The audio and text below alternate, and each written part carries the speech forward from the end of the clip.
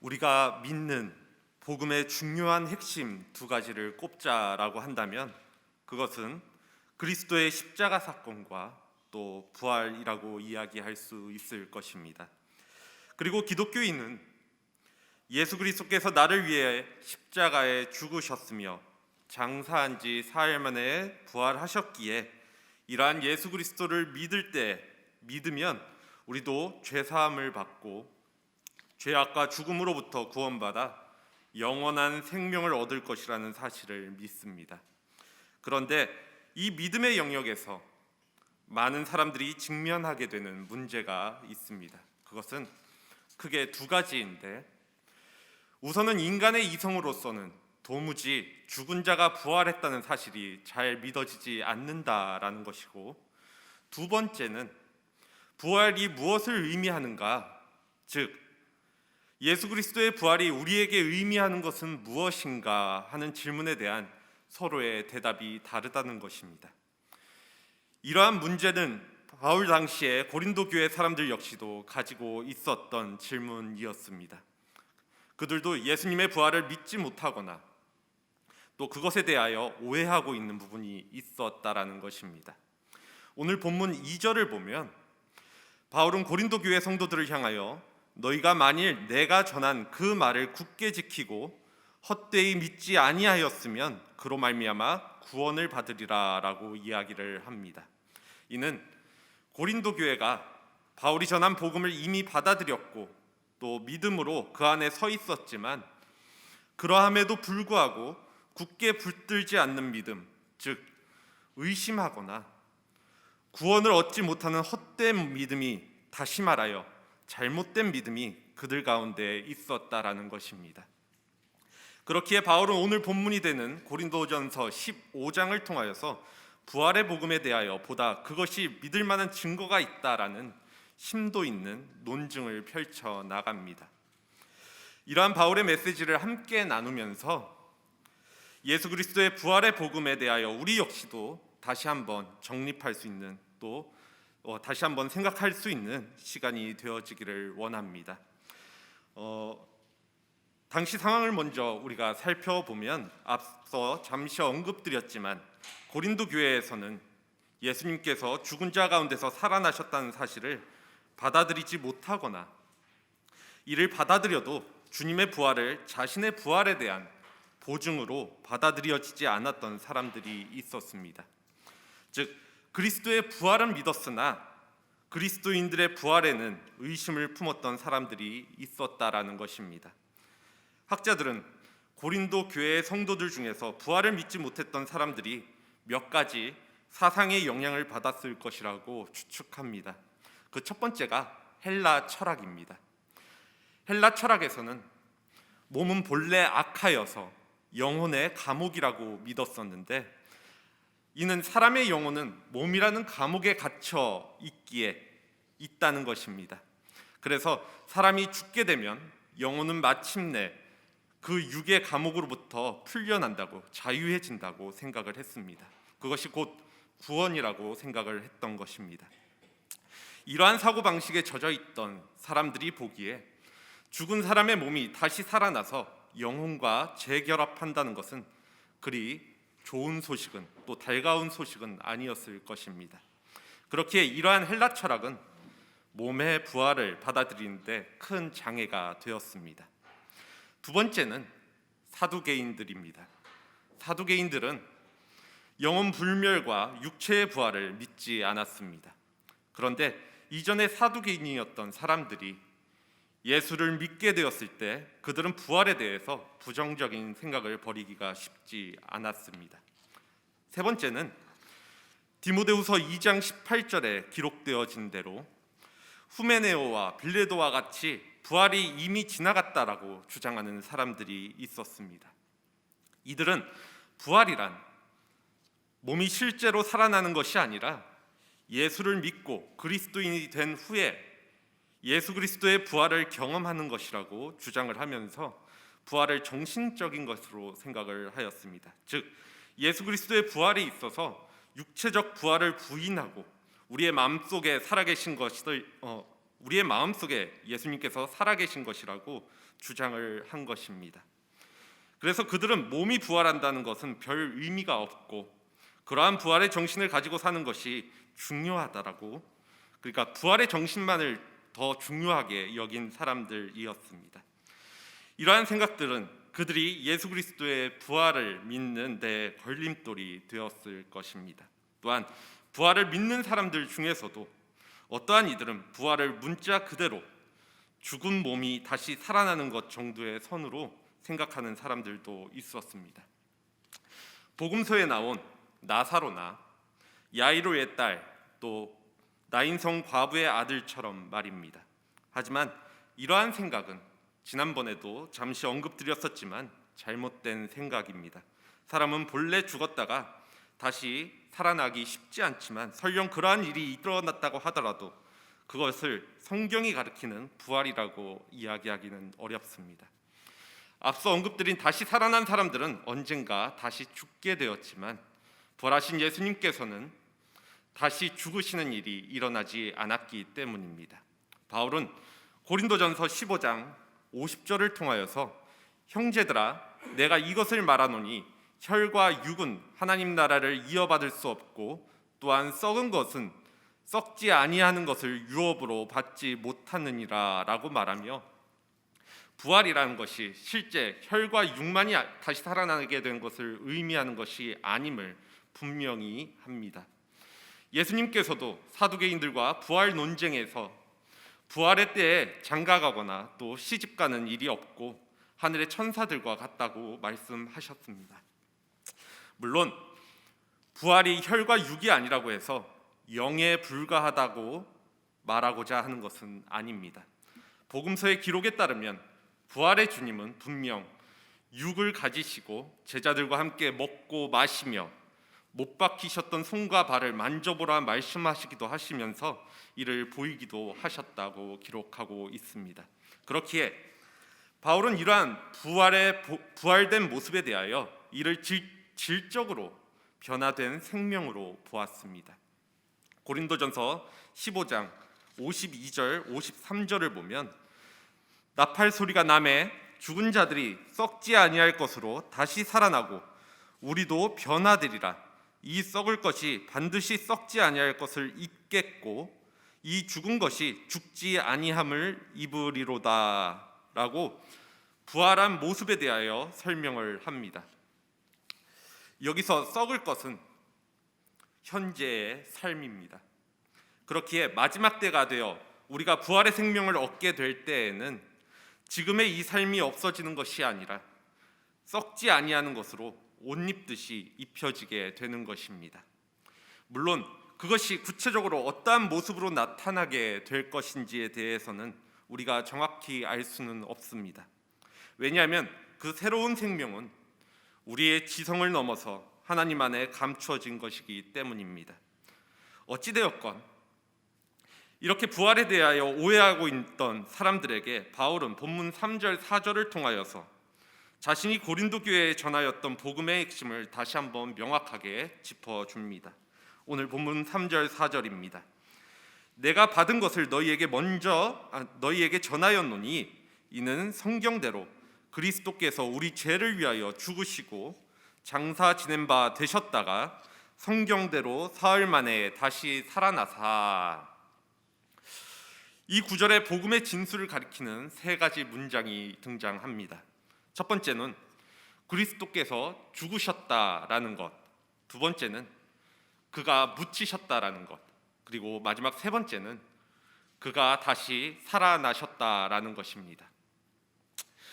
그리스도께서 십자가에 죽으시고 무덤에 묻히셨다라는 것은 역사적 사실이기 때문에 우리가 이해하기 어렵지 않습니다. 이 두 문장이 말하는 것은 예수님의 역사성입니다. 예수님은 우리와 똑같은 역사 안에서 일상을 살아내셨습니다. 반면에 마지막 문장인 그가 다시 살아나셨다라는 문장은 우리의 상식을 벗어납니다. 이 다시 살아나셨다는 문장의 핵심은 두 가지인데, 하나는 제자들이 예수님을 살아있는 자로 경험했다라는 것이며, 다른 하나는 이 경험을 통해서 제자들이 죄와 죽음으로부터 해방을 경험했다라는 것입니다. 이 두 가지 사실은 서로 상호 보완을 하는 관계인데 한쪽 경험이 다른 쪽 경험에 영향을 미치고 또 거꾸로도 영향을 끼칩니다. 예수님의 인생을 통하여서 제자들이 죄와 죽음으로부터 해방되는 경험을 했기에 그들은 예수님을 살아있는 자로 인식하고 고백할 수 있었습니다.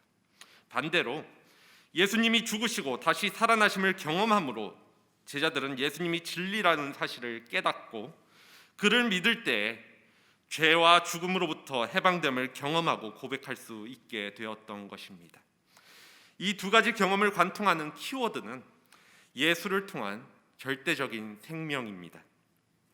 제자들은 예수를 통해서 살아있다는 게 무엇인지를 알게 되었습니다. 단순히 세상에서 사는 동안에 살아있는 것을 뛰어넘는 영원한 생명을 말입니다. 즉 그들은 예수를 믿으면 자신들 역시도 영생을 얻는다는 믿음을 갖게 되었다라는 것입니다. 예수님이 다시 부활했다는 말과 예수를 믿음으로 영생을 얻을 수 있다라는 말은 결국 같은 의미입니다. 요한복음 기자는 죽었던 나사로를 예수님이 다시 살리신 사건을 전하면서 예수님의 말씀을 이렇게 기록합니다. 요한복음 11장 25절에서 26절입니다. 나는 부활이요 생명이니 나를 믿는 자는 죽어도 살겠고 무릇 살아서 나를 믿는 자는 영원히 죽지 아니하리라. 그러니 우리는 부활이자 생명이신 예수 그리스도를 믿을 때 우리의 삶에서 또 이 삶 이후에 영원한 생명을 경험하게 되어질 것입니다. 이어서 바울은 이어지는 말씀을 통하여서 이러한 예수 그리스도의 부활이 꾸며내거나 거짓된 것이 아니라 부정할 수 없는 증인들이 있다라는 사실을 나열합니다. 본문 5절 8절입니다. 게바에게 보이시고 후에 12 제자에게와 그 후에 500여 형제에게 일시에 보이셨나니 그 중에 지금까지 대다수는 살아있고 어떠한 사람은 잠들었으며 그 후에 야고보에게 보이셨으며 그 후에 모든 사도에게와 맨 나중에 만삭되지 못하여 난 자와 같은 내게도 보이셨느니라. 예수 그리스도의 부활은 수많은 증인들에 의해 직접 목격된 역사적 사실입니다. 바울이 제시한 부활하신 예수님을 목격한 증인의 목록을 다시 한번 살펴보시기 또 확인해 보시기 바랍니다. 게바, 즉 베드로부터 시작하여서 12 제자와 500여 명의 형제들, 야고보와 마지막으로 바울까지 수많은 사람들이 부활하신 예수님을 목격한 증인으로 등장합니다. 당시 게바를 포함한 12 제자와 500여 명의 사람들 중 일부는 죽었지만 대다수는 살아있었던 시절이었습니다. 다시 말해 누구든지 원하기만 한다면 그들에게 가서 예수님의 부활을 확인할 수 있었던 시절이었던 것입니다. 또한 본문에 거론되어지는 야고보는 예수님의 육신의 동생 야고보입니다. 그는 예수님께서 십자가에 달려 돌아가실 때까지 예수님을 하나님의 아들로 믿지 않았던 인물입니다. 그러나 사도행전 1장 14절에 기록된 것에 따르면 120명의 제자들 가운데 야고보와 또 다른 형제들이 함께 있는 것을 통하여 볼 때 부활하신 예수님을 만난 후에 이러한 생각에 변화가 생기게 됨을 알 수 있습니다. 그리고 이 야고보는 나중에 예루살렘 교회의 최고 지도자가 되게 됩니다. 바울이 마지막으로 내세우는 부활의 증인은 바로 자기 자신입니다. 바울은 예수님께서 십자가에 매달려 죽으시기 전에 그분을 한 번도 만나본 적이 없었던 인물입니다. 그리고 부활하신 직후에도 마찬가지였습니다. 그런데 잘 아시다시피 바울은 다메섹 도상에서 부활하신 주님을 만나게 됩니다. 바울은 이렇게 부활하신 예수님을 만나 회심하기 전에는 교회를 극심하게 핍박하던 사람이었습니다. 예수님께서 그에게 나타나셨던 그날도 그는 예수를 믿는 사람들을 체포하기 위해서 다메섹으로 가던 길이었습니다. 그러한 바울에게, 즉 다리 차지 못하여 난 자와 같이 인간의 눈에는 그리스도인이 되기 전에 합당하게 보이지 않았던, 그리스도인이 되기에 합당하게 보이지 않았던 그에게 부활하신 주님께서 찾아오셔서 만나 주셨습니다. 그리고 그러한 바울을 구원하시고 사도로 삼으셨으며 다른 사도들보다 더 많이 수고하게 하셨습니다. 바울은 이러한 주님의 은혜에 평생 식어질 줄 모르는 감격을 가지고 주님을 찬양하며 충성을 다하는 모습을 보여줍니다. 본문 9절 10절입니다. 나는 사도 중에 가장 작은 자라. 나는 하나님의 교회를 박해하였으므로 사도라 칭함받기를 감당하지 못할 자니라. 그러나 내가 나된 것은 하나님의 은혜로 된 것이니 내게 주신 그 은혜가 헛되지 아니하여 내가 모든 사도보다 더 많이 수고하였으나 내가 한 것이 아니요 오직 나와 함께 하신 하나님의 은혜로라. 바울은 부활하신 주님이 자신을 만나주지 않으셨다면 자신은 여전히 교회를 핍박하였을 것이고 결코 변화된 바뀌지 않았을 것이기에 내가 될 수 있었던 것은, 이렇게 변화된 내가 될 수 있었던 것은 모두 하나님의 은혜라는 고백을 남기게 됩니다. 곧 이렇게 변화된 자신이야말로 움직일 수 없는 예수 그리스도의 부활을 증명하는 살아있는 증거라고 주장을 하고 있는 것입니다. 이처럼 바울을 포함하여서 예수님의 제자들과 초기 기독교인들은 예수 그리스도의 부활을 목격하고 또 경험함으로 예수님이야말로 진리이며 생명임을 고백할 수 있었습니다. 그리고 그 생명이 절대적인 것이기에 그들은 예수 그리스도를 믿고 신뢰할 때 자신들도 동일하게 영원한 생명을, 영생을 얻을 수 있음을 외칠 수 있었고 또 믿을 수 있게 되었던 것입니다.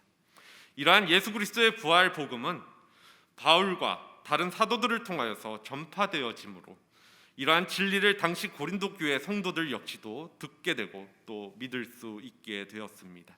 본문 11절입니다. 그러므로 나나 그들이나 이같이 전파함에 너희도 이같이 믿었느니라.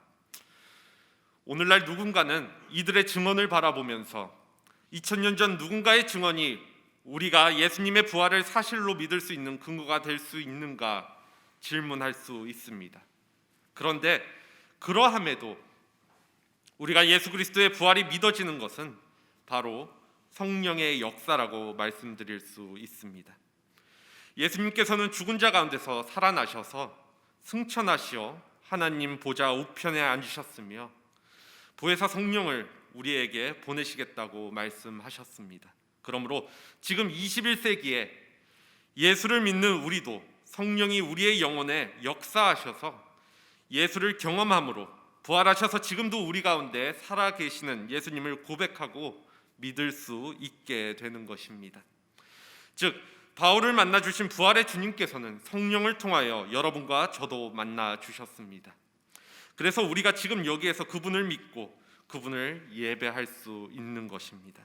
그렇게 우리가 이 자리에서 진실되게 예배한다는 것이 바로 예수님께서 부활하셨다는 사실의 반증이기도 합니다.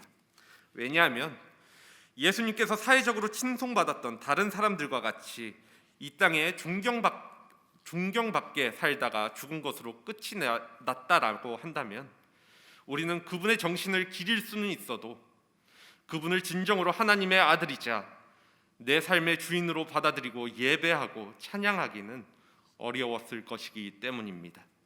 그렇기에 예수 그리스도의 부활을 경험하고 믿는 사람들은 바울과 같이 주님을 예배하고 찬양하며 삶 가운데 나의 모든 상황과 형편이 주님의 은혜임을 고백하며 살아갈 수밖에 없습니다.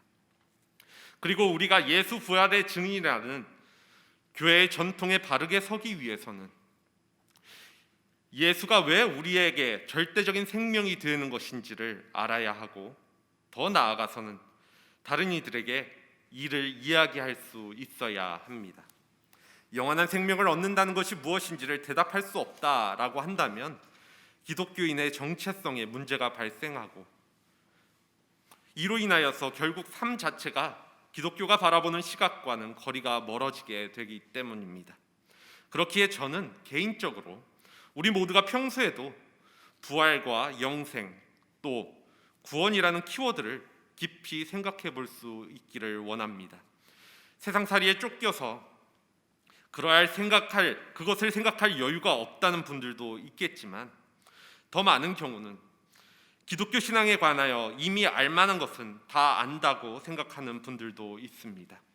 하지만 이러한 문제에 대하여 스스로 짚고 넘어가지 않는다면 신앙생활은 기간이 늘어나도 우리는 건강하게 성장할 수 없게 되어질 것입니다.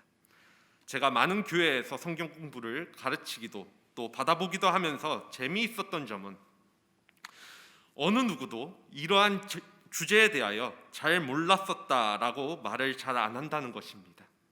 또 한 가지는 생각보다 많은 분들이 부활, 영생, 구원이라는 키워드에 대하여 정형화된 대답들을 하게 되는 모습들을 보게 됩니다. 물론 그 대답이 틀린 얘기는 아니겠지만, 문제는 우리의 삶에서 그 대답을 정말로 진실되게 적용하여서 그 믿음을 가지고 살아가는가 하는 것입니다.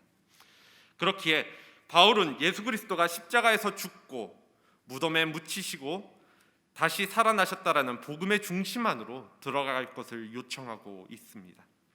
이는 구체적으로 우리가 예수님을 믿으면 영원한 생명을 얻는다는 이 사실을 날이 갈수록 더 생생하게 느끼며 사는 삶을 가리키는 것입니다. 즉, 예수 그리스도가 부활하시고 지금도 우리 곁에 함께 하신다는 사실과 그 예수가 우리에게 영생을 얻게 하신다는 사실을 우리의 중심에 두고 이를 우리의 말과 또 행동으로 또 삶으로 증명하며 살아야 한다는 것입니다. 본문 1절입니다. 형제들아, 내가 너희에게 전한 복음을 너희에게 알게 하노니 이는 너희가 받은 것이요 또 그 가운데 선 것이라. 이는 우리 모두가 전도사나 목사 또는 선교사가 되어야 한다는 것을 의미하는 것이 아닙니다. 우리가 우리의 가정과 직장 또 삶의 현장에서 복음을 들고 또 듣고 믿는 자로서 생명을 생명답게 만드는 일에 최선을 다해야 함을 의미하는 것입니다. 그것이 경우에 따라서 사랑으로 나타나기도 하고 또 인내나 광용의 모습으로 나타나기도 할 것입니다. 이것이 부활의 예수 그리스도를 경험함으로 매 순간 예수 그리스도가 허락하신 생명의 영원한 생명을 영혼의 중심에 두는 삶이라는 사실입니다. 즉, 우리는 부활의 주님을 경험하고 이를 믿음으로 예수 그리스도가 부활하셨고 지금도 살아계시다는 사실을 우리의 삶을 통하여 증명하고 증거할 수 있어야 합니다. 말씀을 정리합니다. 오늘 사도 바울은 3절 말씀을 통하여서 고린도 교인들에게 전해주었던 복음은 자기가 만들어낸 이야기가 아니라 받은 것이라고 분명히 이야기하고 있습니다. 바울은 자신이 변화됨으로 경험하였고 또 고린도 교인들에게 전해주었던 복음, 곧 부활의 복음은 자기가 만들어낸 이야기가 아니라 하나님께로부터 온 것임을 분명하게 주장하고 있는 것입니다. 이처럼 우리가 받은 복음은 사람이 그럴듯하게 만들어낸 소설이나 창작물이 아닙니다. 우리가 믿는 기독교도 사람들이 만들어낸 것이 아니며 성경 역시도 사람이 지어낸 것이 아닙니다. 모든 것은 하나님께서 행하시고 또 만드셔서 우리에게 주신 사실 그대로의 것들입니다. 그렇기에 사도 바울이 고린도 교회에 이미 전했고 편지를 통해서 다시 전한 복음은 오늘날 우리에게도 동일한 복음입니다. 이는 오늘 우리가 받은 복음 역시도 하나님께로부터 온 것이자 또 우리의 앞선 신앙의 선배들을 통하여서 우리에게까지 전해진 것임을 의미합니다. 이러한 복음의 핵심은 그리스도께서 성경대로 우리를 위해 죽으시고 성경대로 다시 살아나신 것입니다. 그리고 그리스도께서 행하시고 성취하신 구원 사역으로 인해서 자격 없는 우리가 오직 하나님의 은혜로 구원을 받았다는 소식이 바로 복음입니다. 우리는 이 복음을 의심하거나 잘못 믿어 우리의 믿음이 헛된 믿음이 되지 않도록 굳게 지키고 붙잡아야 합니다. 그리고 우리 역시도 또 이렇게 받고 부활의 주님을 만나고 또 경험한 복음을 다른 사람들에게 전할 수 있어야 합니다. 교회를 다니는 사람들 중에 복음을 모르는 사람이 있는가? 그리스도의 부활을 믿지 않는 사람들이 있을까라고 생각할 수 있습니다. 물론 그리스도의 부활을 믿습니까? 라고 묻는다면 앞서 언급드린 것처럼 대부분의 분들은 그렇다라고 대답할 것입니다. 그러나 많은 경우 우리의 삶이 그리스도의 부활을 믿지 않고 때로는 잊어버렸음을 증명합니다. 우리가 우리의 종교 행위를 자랑하거나 다른 이를 비판하고 또 판단할 때 우리는 그럴 자격도 없는데 하나님의 은혜로 구원받았다는 사실을 잊어버리고 있는 것입니다. 또한 우리가 이 땅의 것을 과도하게 집착하고 우리의 생각이 염려로 가득할 때 우리는 그리스도의 부활과 또 우리에게 주어질 장차 있을 우리의 영광스러운 부활의 소망을 잊고 살아가는 것입니다. 그러니 내가 만나고 경험한 부활의 복음 위에 우리의 신앙을 바로 세워가길 요청드립니다. 이는 곧 우리의 삶이 변화되어야 함을 의미합니다. 우리의 삶의 모습들을 통하여서 예수 그리스도가 부활하셨고 또 지금도 여전히 살아계시다는 사실을 증거하고 증언하는 자들이 되어야 한다는 것입니다. 즉 우리가 이제는 부활의 증인입니다. 우리는 날마다 살아계신 주님을 만나며 그분이 주시는 위로와 능력을 힘입어 살아갑니다. 그렇기에 세상은 우리를 통하여서 예수 그리스도께서 죽음에서 부활하셨고 지금도 살아계심을 경험하게 될 것입니다. 그리고 이제 부활하신 주님을 믿는 우리도 죽어도 다시 살게 될 것이며 영원히 주님과 함께 천국에서 만나게 될 것입니다. 이러한 믿음을 굳게 지키고 또 바른 믿음으로 우리의 삶을 통하여서 지금도 살아계시고 역사하시는 부활의 주님을 예수 그리스도를 증거할 수 있는 한사랑교회 공동체 모두가 되어지기를 간절히 소원합니다. 이 시간 함께 기도하겠습니다.